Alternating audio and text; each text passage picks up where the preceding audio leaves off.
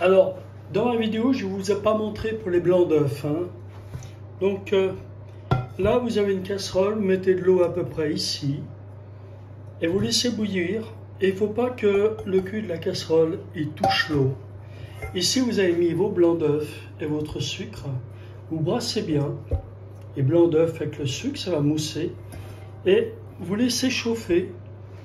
Et quand vos blancs d'œufs arrivent à une température de 30-40 degrés, vous les enlevez et vous les mettez dans le mélangeur. Voilà.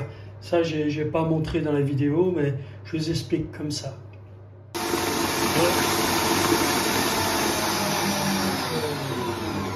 Voilà, là j'ai monté mes blancs pour ma pavlova. Donc vous voyez, on a un joli bec d'oiseau comme on dit. Maintenant je vais transférer ma meringue dans un bol. Ce sera plus facile pour rajouter le sucre glace. Vous voyez bien, voilà. Alors je rajoute ma meringue. Donc c'est pour un anniversaire ce soir. Donc je vais faire une pavlova framboise myrtille. Et je vous fais voir juste comment je fais. Donc là, les blancs d'œufs. J'ai à peu près 5 blancs d'œufs. J'ai mis 150 g de sucre.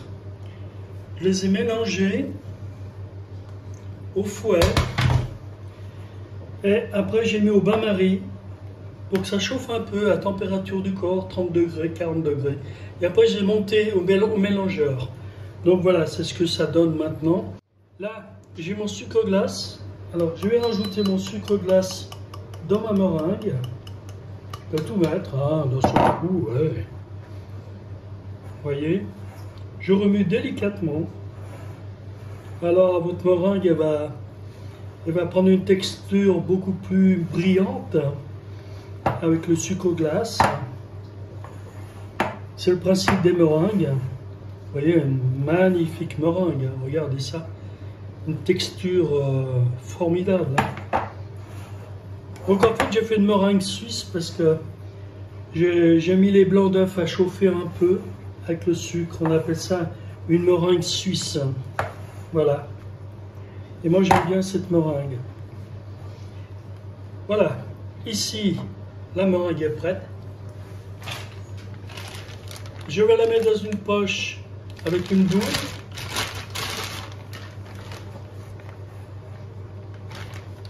Et je remplis ma poche comme ceci.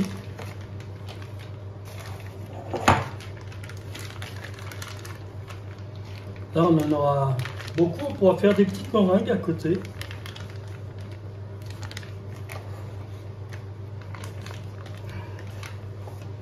Voilà.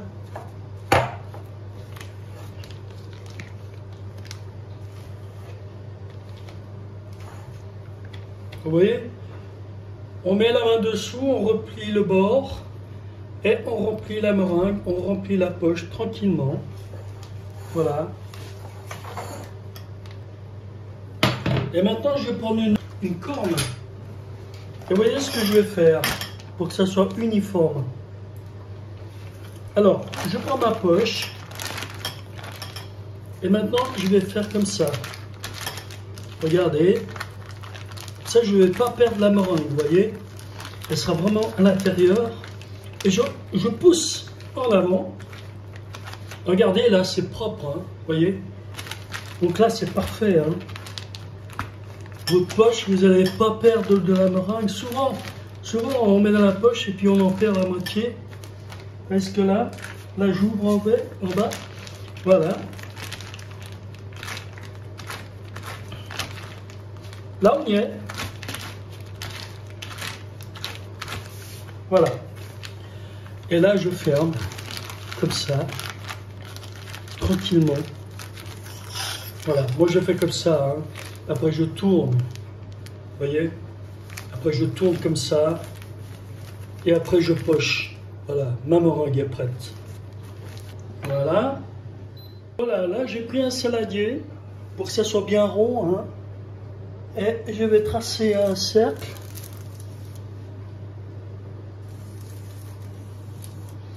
Voilà, mon cercle est tracé. Voilà. Maintenant, ce que je fais, vu que c'est un feutre, hein, je le retourne comme ça. Et là, j'ai la bonne dimension. Alors maintenant, on va commencer à faire la meringue. Alors, on y va. Tranquillement. Vous voyez, comme ça, j'ai un rond qui est bien droit.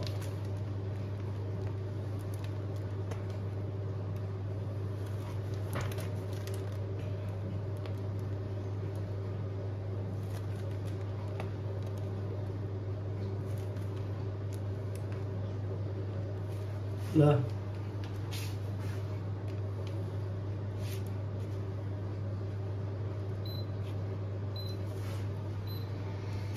Donc maintenant, ce que je vais faire ici.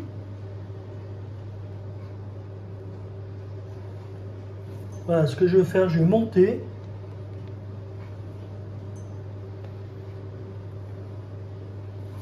Vous voyez? Pour mettre les fruits dedans de ma pavlova. Là, je rajoute un petit peu, que ça soit bien joli. Donc là, je monte.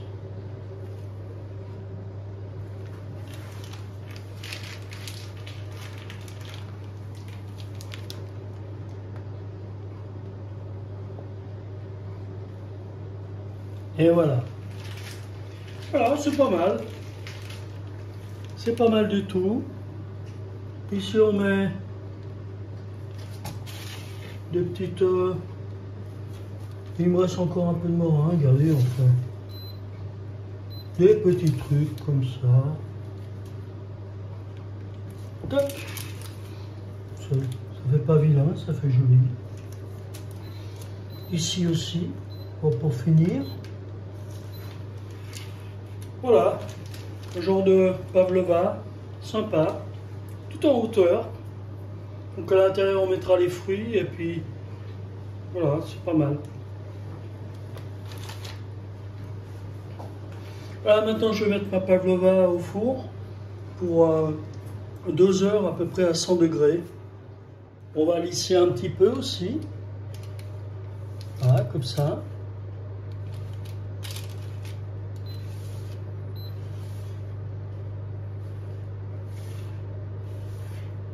Que ça soit joli. Vous voyez?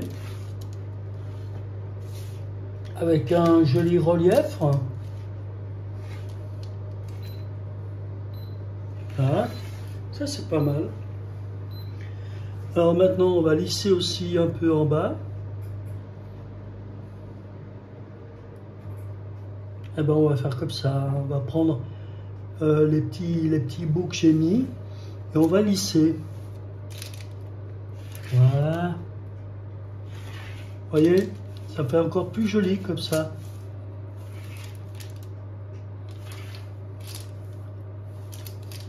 Voilà, il faut toujours trouver des petites astuces, pas se presser. De toute façon, la meringue, elle est bien là. Hein. Donc, elle risque pas de retomber, cette meringue. Vous n'avez rien à craindre. Vous voyez? Ah, c'est joli comme ça. Ça fait une jolie pavlova. Mignonne. Voilà.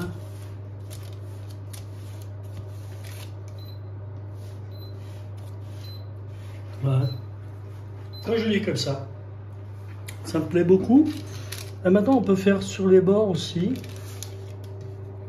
Vous voyez, sur les bords, bah, vous faites des petits dessins comme ça.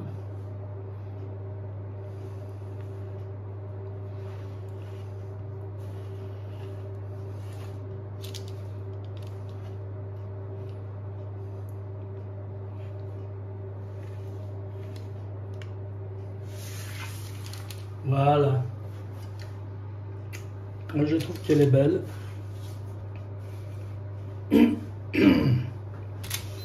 On peut faire encore des... Regardez, voyez. ce que j'ai trouvé. C'est sympa.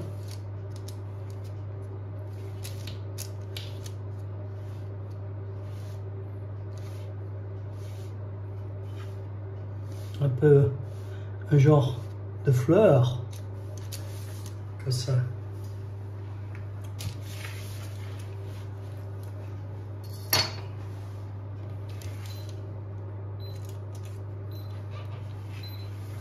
Voilà, une jolie pavlova. On met au four pour 2 heures.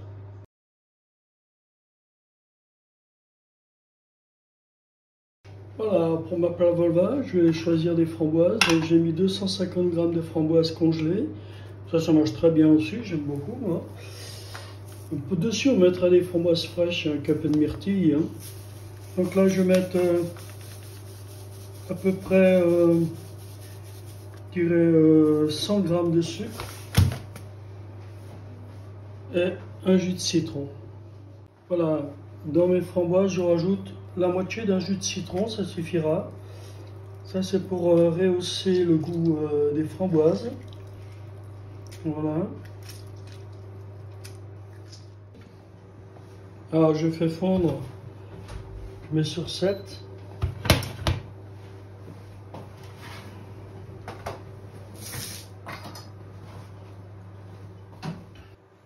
Quand mes framboises sont toutes sont bien fondues,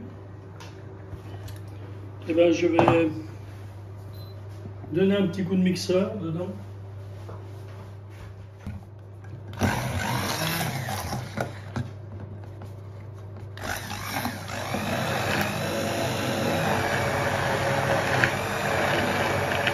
Et le coulis au chinois.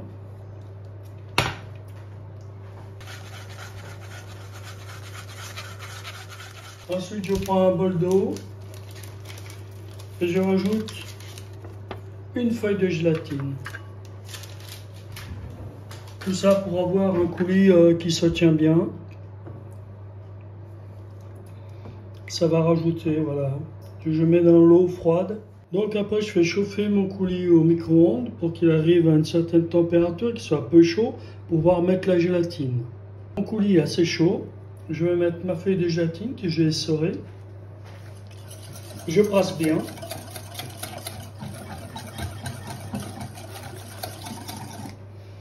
Je vais mettre mon coulis maintenant dans un bol.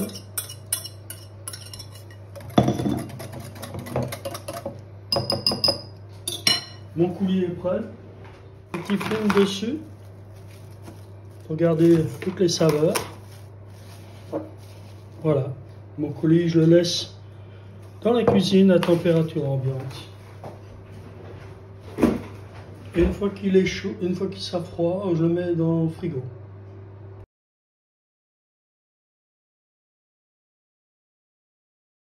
Alors voilà, la chantilly mascarpone, alors je la fais à l'avance, puisque j'aurai juste besoin de la sortir du frigo et de la monter comme une chantilly. Donc je mets un peu de crème pour délier, vous savez, pour le mascarpone est un peu dur. Alors c'est bien de le travailler un peu avant. Là je mets 2 cuillères à soupe à peu près. Ouais. Voilà, ça fait 2 cuillères à soupe de mascarpone. Travaillez gentiment le mascarpone et la crème, comme ça.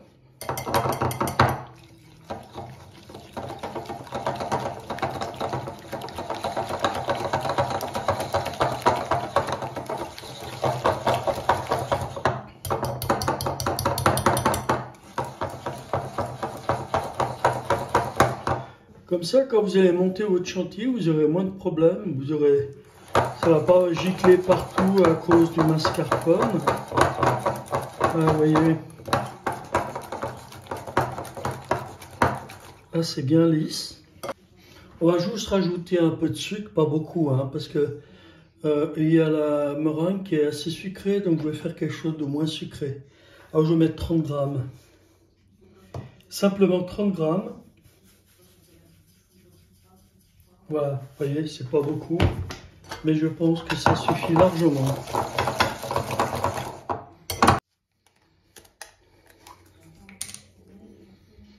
Un petit peu de vanille pour donner du goût.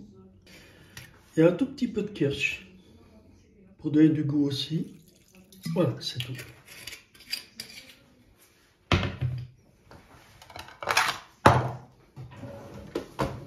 Voilà, donner un peu de goût. Comme ça, avec le mascarpone, ça risque rien. La chantilly, elle va quand même monter. Alors à ça, je mets ma crème. Voilà, je mets un demi-litre. Un demi-litre de crème, ça suffira. On est 4 personnes.